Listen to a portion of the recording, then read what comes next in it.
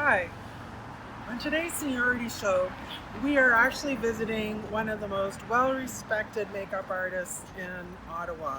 We're here at the Bruno Racine Salon, where we're going to meet with Ann Barrett and ask her for some advice for what we call facing up to aging. What are some of the materials we should or shouldn't be using now? What are the do's and don'ts to present our best face? So let's go in and see what she has to tell us.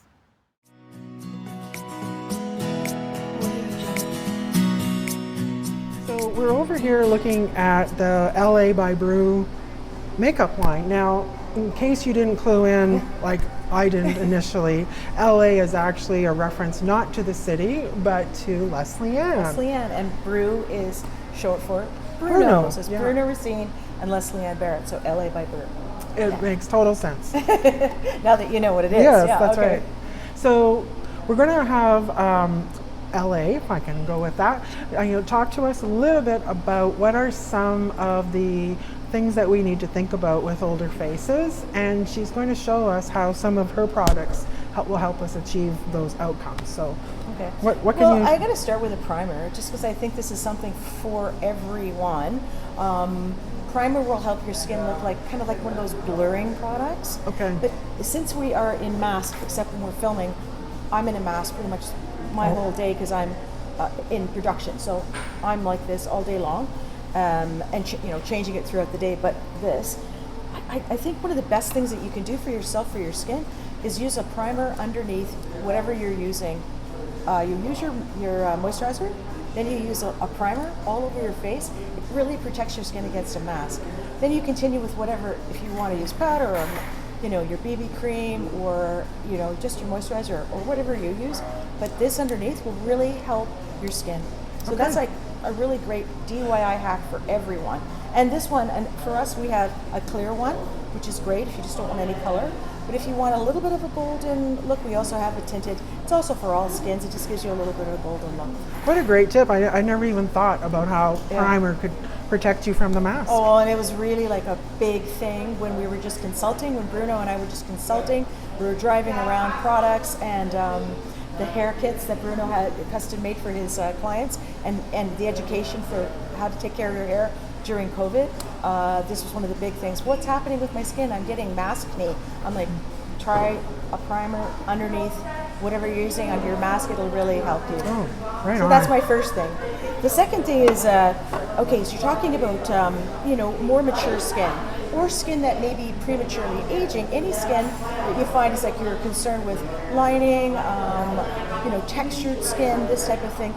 Your primer will help, but it's not necessarily, Robin, less is more. It's just thinner amounts of product and taking that time to get your little group of things that work for you.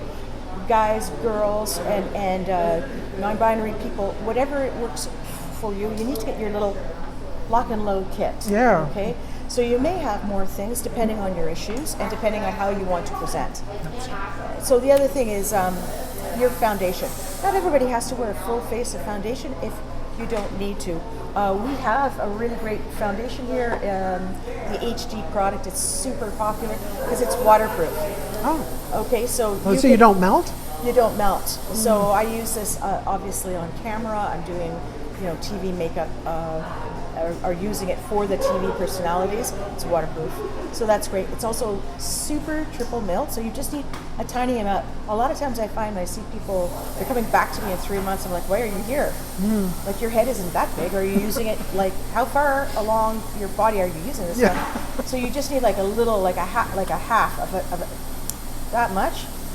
For your whole face and For your neck? whole face and neck. Oh. So if you're, and you can decide on how you want to apply it. I myself use either a makeup brush or this when I'm applying to others. Okay, just because my hands are so big and I feel like I'm like, But for fingers are great. If you don't have, your manicure isn't too long, your fingernails are not too long, you can use your fingers. Otherwise, you can dot it. And if you put it on over your primer and you blend down like this, it really looks like skin. So the idea is like not the big masked look that we have seen with the heavy contour and the highlighting and the 15 different shades of concealer. This is a really, to me, is really where I learned makeup, which was from my drag queen friends in New York. So when you see all that sort of stuff on Instagram with all the lines and this and this and this and this is essentially the basis of drag makeup. Oh, wow. Which is a beautiful thing and an art form in and of itself, but not so good up Practical close. for every Good day. for far, but far from good. You know what I'm saying? Yeah. Like if you're trying to look like the best version of yourself, which is essentially what Bruno and I do with our line. So a little bit goes a long way, and then you can use powder. Powder is great, especially if you use like a mineral powder. We have a transparent powder here that's like white. It looks white, but it's so finely milled that if you put that on, if you still have a textured skin, it really flattens it out without drying the skin. So it doesn't seep into your crinkles? No. And then some people like to wear just powder because their skin tends to get a little bit hot during the day and they just don't like the feel of it.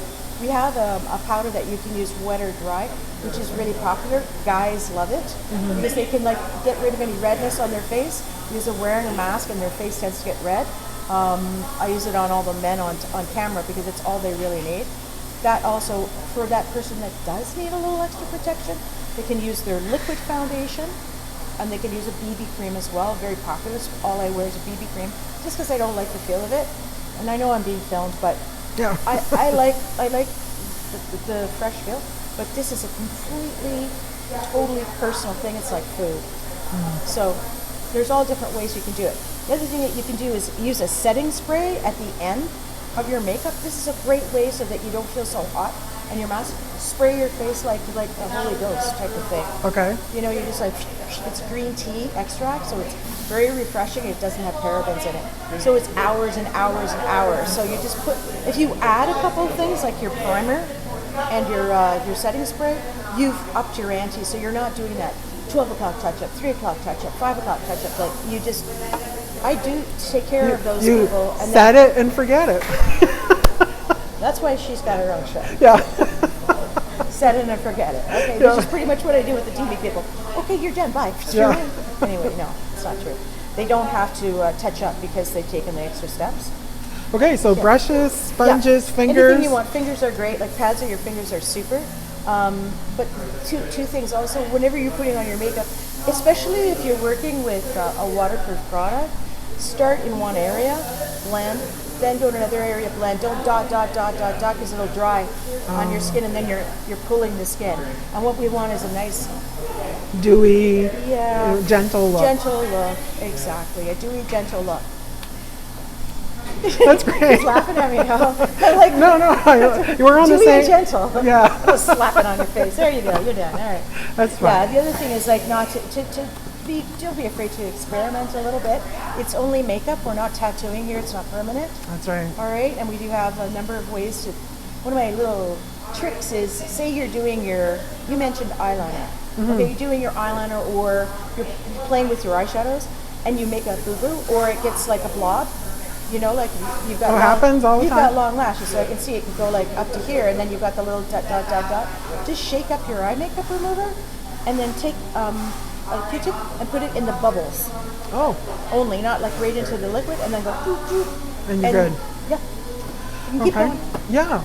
going. That's a great tip. Because we're all go. Yeah, go, we go. are. We Yeah. are. So, what about my Raccoon Eyes? Okay, so you're concerned about dark and Yeah. See, like the and puffiness. and deep set. So okay, your actually eyes are beautiful, and if I were to make you up, I'd probably emphasize it because I think it's actually part of your beauty. But if this is a concern for you, certainly it is for me. So I know that what you might have to do is put eye cream on. Okay, so eye cream for everybody is a big yes. Okay. Why? Because there's no little pores here. Right. So it's a first sign. Like you see it on your hands, you see it on your neck, you see it around your eyes. It's your first sign of aging. aging. And we smile. I hope we smile. Yeah, we should. We're trying to be. We're trying to smile. We should. Smiling helps. Yeah. Sleep Smile. and smile. Both Sleeping good. And smiling. Okay? Recommended. It's just like, so if you put your eye cream on and where it's still a little bit tacky, not necessarily wet, but still tacky, then you can take your concealer. Again, I like the liquid concealers because they're a little bit gentle. We do also carry the Powder cream or cream. concealers. Okay, which are kind of cool because they come in 3 colors. Oh, so, that is cool. Yeah, it is because sometimes you want to put one as an eyelid, One under the eyes is a bit darker, and then you might have to mix the two depending on how dark you want under your eyes. But you definitely, this is a little bit more thick, so you definitely have to like tap that on. Okay. Okay, whereas this one is great to have. You might need a combination of both, depending on how big of a job it is. Right? Are the Raccoon Eyes. The Raccoon Eyes. Okay, so you might want to start with that, Robin, and then do this one. This is it's a waterproof concealer. It also bounces the light away. So right. So you might do both. You might do the matte opaque first because it's flat. Right. Let that dry. Go about your business. Do whatever else you do on your face and neck. Do your hair. Come back.